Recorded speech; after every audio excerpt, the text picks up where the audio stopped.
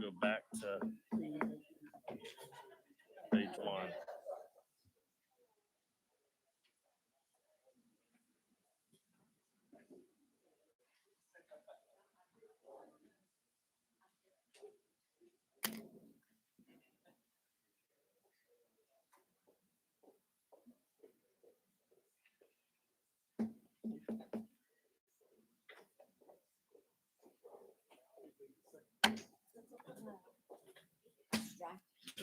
We'll reconvene in open session at 6:30.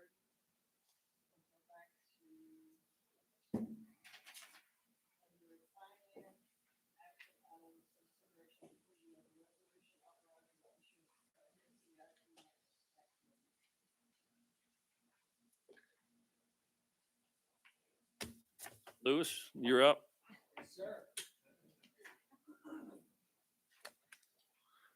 Lewis Wilkes with U.S. Capital Advisors, your financial advisor. Glad to be here. I can't believe I didn't wear my red tie on Valentine's Day. What was I thinking? I don't know. I have given you a packet that is coming around right now that talks about the maintenance tax note transaction. I'm going to go through this very quickly, hit the high points, and then you can stop me if you have any questions. Please do. If you'll turn to page 1 and 2, that and their numbers are written in the bottom right-hand corner. This is the timetable of events that we've been working on for the last several months. Bids were due today at 11 o'clock. And if everything goes well tonight, we hope to deliver funds on March the 10th. So March the 10th, you should have funding. Page 3 is the distribution list, just showing all the parties involved in the transaction. In case you need to reach somebody, you've got all the phone numbers and email addresses. Each time we issue bonds, we have to get a updated bond rating. And on page 4 and 5, you see the report from Moody's Investor Service. We had a conference call, Dr. Kelly, Melinda and I, we talked with them. They came out with an affirmation of AA3 on our rating. So AA3 is a really good rating. There's only 2 more steps to be AAA. We're pleased with that. We just wanted to give you the report so you would have that. On these notes, you can see just the cover page of the offering document, the prospectus, if you will, the preliminary official statement on page 6, marketing the $4 million of maintenance tax notes for Bridge City ISD. We also got the bonds qualified for insurance. You are a AA3. You really don't need insurance, but bidders can go out and by qualifying it, they can buy the insurance if they want to. They pay the cost, but then they can then go out and market the bonds as insured bonds. So it may help them sell the bonds because they have insurance on the bonds. This is the specimen insurance policy on 7 and 8 that'll go in the final offering document, just showing that they are insured by BAM or Build America Mutual Assurance Company. And then on page 9, we received 6 bids that were due at 11 o'clock. So you can see the time that the bids came in to be qualified. And then on page 10, the best bid was submitted by Robert W. Baird with a true interest cost of 2.376115%. You can see the other bids, Samco at 239, BOK Financial 240, Hilltop 248.8. UBS 251.9 and Huntington Securities 262.63. So you can see even the difference from the best bid and the worst bid was 25 or so, 26 basis points. And that's what we're after when we do a competitive sales, to get the absolute best interest rate for you. So obviously we have selected the R.W. Baird as being the best bid. Page 11 is their bid that they submitted. Page 12 shows the coupons, which is the interest rate, and then the yield. So the yield to the bondholder is if you bought the 23 maturity yielding 4% coupon, you paid a premium, so you're yielding 1%. So the bondholder was yielding 1% on those bonds to a 220 in the 34 maturity. Remember, these bonds also have a 7-year call. So if y'all, after 7 years, decide you want to just pay them off, you've got the funds and fund balance or whatnot, you can just pay them off at par. Page 13 just shows all the bids involved in the transaction. So you'll have that. Page 14 are the final numbers. You can see we're actually selling $3.9 million of notes because the premium $321,000 that was presented to you. So the district ultimately is producing $4,221,000. You'll get $4 million to your project fund, which was the plan. These bonds or notes will have a payment due this fiscal year, August 15th. So we generated that money for you now because you didn't budget for that when you set the budget for this year, because you didn't know you were going to do that back in August when you approved the budget, or September. So that money will go to your debt service fund so you can make the first payment out of that money, and you'll have those funds. The cost of issuance, underwriter's discount, everything else is built in. You'll also get the additional proceeds, that $390, which is just rounding. Bonds are sold in $5,000 denom, so it's just a rounding number. And then I'll just go back to page 17, which is your debt service schedule. You can see the 8/15/22 payment of $60,000. That's what will be funded already at closing. So you'll have that money, and then going forward, the debt service payment for the next 12 years on that. These bonds are fixed rate, so they will not change. The only thing that'll change is if you decide you want to pay them off or refund them or something at that call date in 7 years. Otherwise, the debt service will not change for the life of the bonds.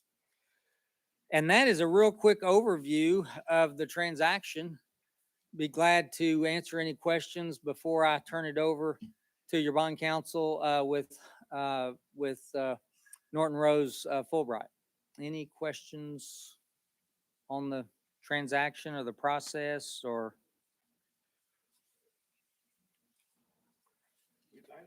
Well, it's our pleasure to work with you as always. I'll turn it over to Reginald Wilson to talk a little bit about just the legal issues. And our recommendation is to award the bonds to R.W. Baird at that true interest cost of 2.376115%. Thank you. Good evening, board members. My name is Reggie Wilson with Norton Rose Fulbright. We prepared the legal documents working hand in hand with Lewis here. If the board so chooses to move forward tonight, we will submit a transcript to the Attorney General for approval. We have the documents for you all to sign that we've drafted to get this process through, to have the closing on March 10th. But from a legal standpoint, here for any questions that you may have. I'll keep it short and sweet. Oh, and I did wear my red tie. That's appreciated. Thank you all. Guys, I'll just say a quick reminder, and we've got some folks in the audience. The maintenance tax note is used for renovation. So we've got the elementary renovations going on. We've got the field, the athletic complex renovations going on. So that what we're doing with the maintenance tax note is, instead of spending that money, we've got some facility needs, obviously, that we're going to talk about here in a little bit. And so what that's allowing us to do is keep that $4 million in our fund balance for future projects. And this can go toward our athletic project renovations and any interior reservations or renovations that are made at the elementary campus.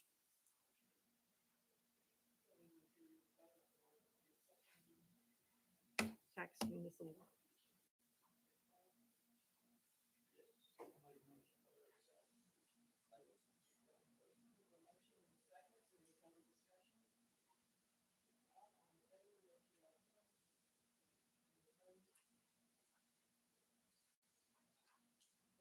Back to agenda item number.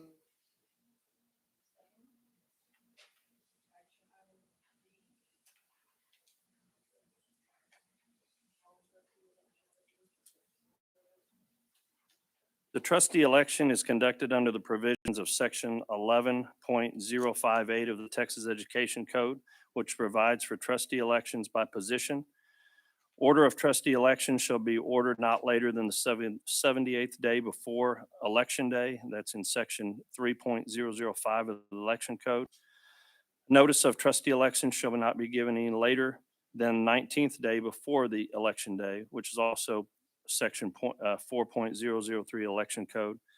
The term of office of Place 3, Rebecca Rutledge, Place 4, Thad Hill, and Place 5, Jerry McGinnis, will expire on Saturday, May 7th, 2022, and on said day, a trustee election will be held in said school district. Therefore, it is necessary for this board to pass an order establishing a procedure for conducting said trustee election.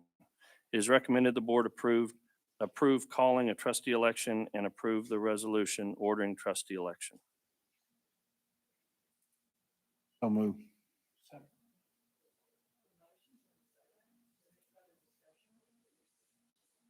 All in favor, raise your right hand.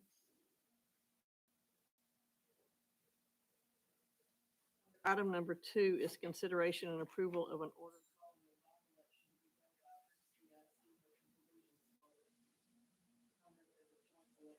involving other matters.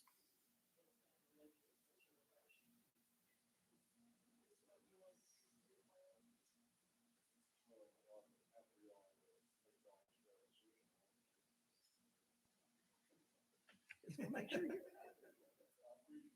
right. All right. Reggie?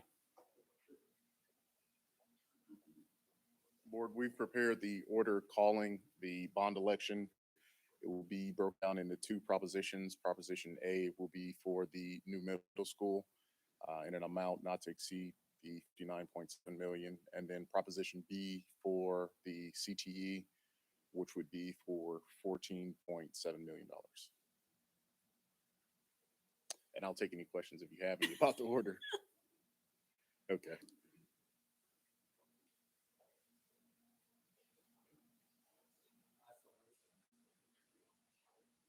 Motion to. Second. Have a motion.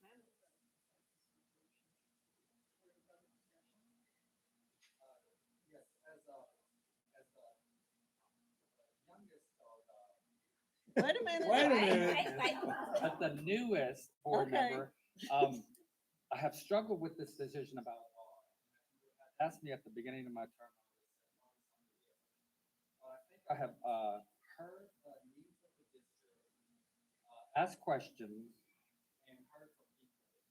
And I think we all can agree that we want a environment for our teachers and our students that are safe and healthy, and the tools that they need to make sure that unneeded teaching happens. I also think we want reasonable tax and the wise use of those taxes. So for me, I think this is an important step so that we can continue the excellence of our schools.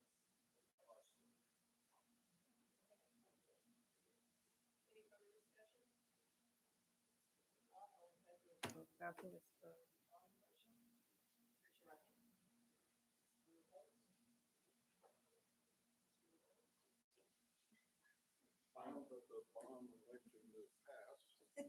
I'd like to make a few comments about it. Got 3 minutes. I understand. Hasn't my clock started yet?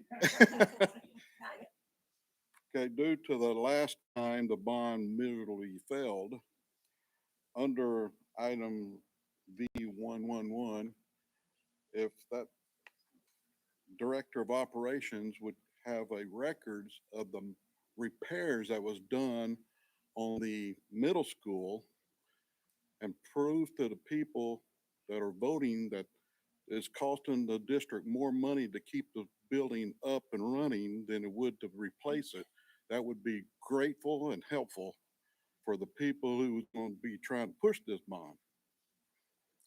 That's all I have to say.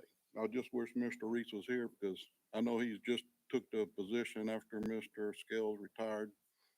So I don't know if records have been kept, but Have been hopefully there is, because Yeah. I plan on helping with this bond, and I'm gonna be bashed for it. Believe Thank me. you, Carl. Thank you, Cole.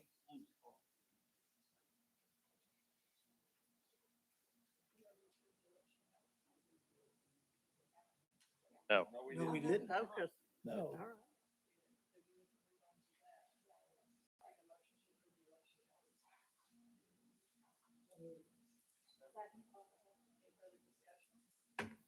Not raise your right hand.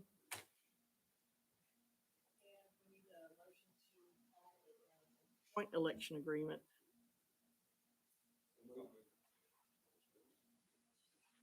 Any further discussion?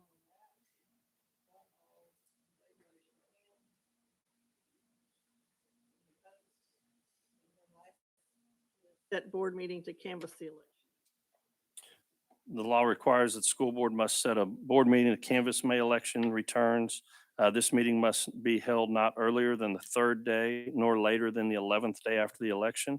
The results may be canvassed as 3 days after the election, but only if there are no outstanding mail or provisional ballots. Tuesday, May 10th is the third day, and Wednesday, May 18th is the 11th day.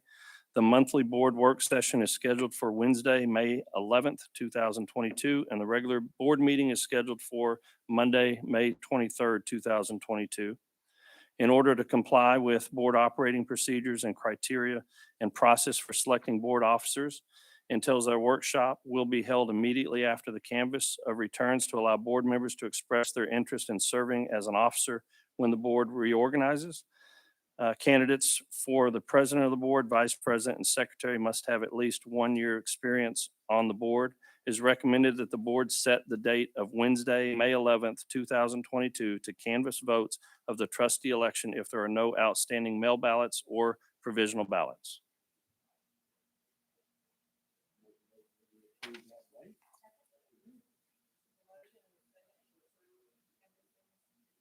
Further discussion? If not, all in favor, raise your right hand. That will lead us to agenda.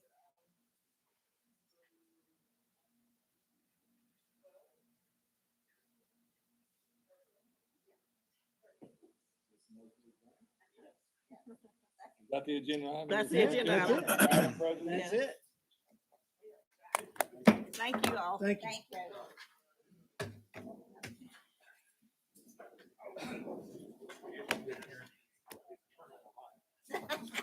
Louis, Congratulations. thank you. That's a big step. Thank you.